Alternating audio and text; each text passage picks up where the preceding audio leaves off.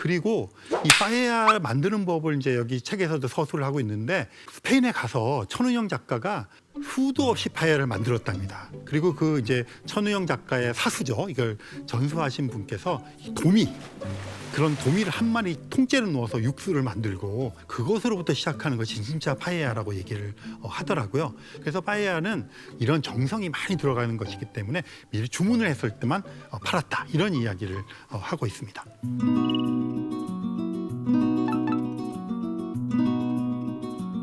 스페인에서도 이렇게 맛있는 파에야는 못 먹어봤다고 했더랬다. 그럴 수밖에. 1년이 지나고서야 원가 계산해봤더니 가격의 60%를 훨씬 넘어섰다는 걸 알았다. 재료비는 판매가의 40%를 넘지 말라고 했는데 그러니 맛있을 수밖에. 내 파에야 실력이 뛰어나서가 아니라 재료를 아낌없이 퍼부었으니 맛있을 수밖에. 그러니까 도미를 한 마리 통째로 넣어서 육수를 끓여내고 볶는 파에야가 맛이 없을 수가 있겠습니까? 이 파에야라는 것에 대해서 저는 다시 보게 되고 깊이 들어가면 들어갈수록 더 많은 것을 알 수가 있구나, 이런 생각을 했고요. 사실 어떻게 생각하면 여행을 가거나 어떤 다른 나라, 다른 문화권으로 갔을 때 가장 그 문화를 잘 향유할 수 있는 요소들이 있는데 음식, 그다음에 언어, 그다음에 사람 이라고 생각합니다. 근데 이 사람을 잘 사귀자면 같이 맛있는 음식을 공유하면서 먹어야 되고요. 말을 잘 배워야 되겠죠. 그래서 이 천 작가는 요리를 하면서 말을 배웠다 그래요.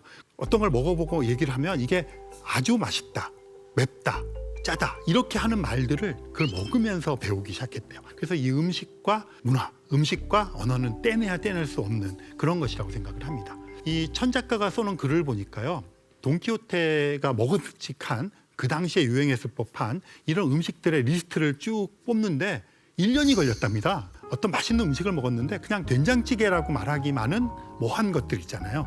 그런 것들을 하나하나 찾아가고 동네 할머니들한테 부탁을 해갖고 그런 음식을 직접 만들어서 같이 먹어보기도 하고 메뉴판 확인하고 이런 과정을 거쳤습니다. 그래서 어쩌면 스페인 사람보다도 훨씬 더 당시의 스페인 음식에 대한 것을 잘 이렇게 정리해 놓은 그런 것이 아닐까 생각됐고요. 그 다음에 하몽 좋아하시나요?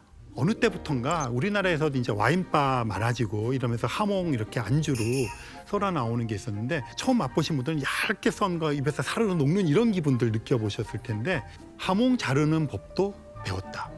하몽 기술자는 하몽에 칼을 꽂아 넣기 전에 그 흑돼지가 살았던 평야와 도토리 나무를 먼저 보여주었고 하몽이 완성되기까지의 과정을 꽤 긴 시간을 들여 설명했다. 발목에 단도를 찔러 넣었을 때의 전율이 기억난다. 바람 소리가 나는 것 같았다. 휘. 이어서 가죽 안에 갇혀있던 기름이 쏟아져 나왔다. 껍질을 드러내고 누르스름한 지방층을 벗겨내자 분홍빛 지방이 나타났다. 하몽은 부위에 따라 자라는 방식에 따라 다양한 맛이 난다. 하몽 하나 이렇게 잘 잘라주는데 그게 뭐라고, 이 하몽이 된 그 돼지에, 그 돼지가 뛰놀던 들판, 먹던 도토리, 그가 만났던 바람, 그 상상을 하고 그러면서 이렇게 잘라내는 이게 뭘까? 저는 이게 세상을 대하는 태도라고 생각을 했습니다.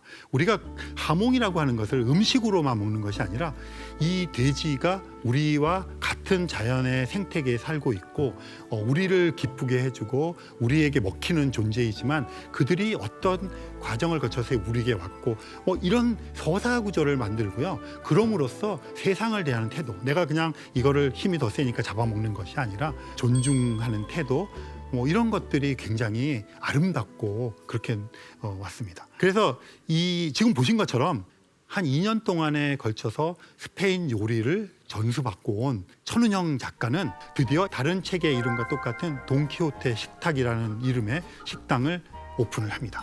식당을 하겠다고 나섰을 때 정말 다양한 반응이 있었다. 미쳤구나, 미쳤어. 그래, 소설 써서는 돈이 안 되지. 와, 드디어 우리에게도 아지트가 생기는 거야. 식당 말고 와인바는 어때? 내가 직접 요리를 한다고? 그냥 카페가 아니고 용감했던 것이 아니라 겁대가리가 없었다는 걸 아는 데까지는 그리 오래 걸리지 않았다. 몰라서 용감할 수 있었던 것이다. 아무것도 몰라 겁대가리를 상실했던 것이다. 이거 보면서 제가 굉장히 많이 이입이 되는데요. 천은영 작가는 사실은 겁대가리가 없다고 썼지만 2년이라고 하는 동안에 스페인 현지에 갔고 돈키호테를 연구했고 돈키호테의 음식을 연구를 했잖아요. 그러고 나서 오픈을 했습니다. 그것도 오픈할 때 그 유명한 셰프분으로부터 사설을 받고 이렇게 했거든요. 그러니까 겁대가리가 없지만 사실은 굉장히 신중하게 천우영 작가가 소설을 쓸 때 현장으로 가서 그것을 치밀하게 취재를 하고 나서 쓰듯이 그렇게 했다고 생각해요. 그러니까 겁대가리 없지만 치밀하게 준비된 겁대가리가 없는 것이다 이렇게 생각을 하는데 굉장히 외로운 작업이에요. 사실은. 처음부터 모든 것들을 인테리어부터 메뉴를 구성하고 가격을 정하고 손님을 접대하는 이러이러한 방법들에서 조언을 하고 있죠. 하지만 그 결정을 해야 되는 것은 오로지 식당 주인의 몫인 거죠. 저도 마찬가지입니다. 책방을 운영하는데 그 책방에서 어떤 결정을 하고 하는 것들이 온전히 제 몫으로 되게 고독한 작업이더라고요.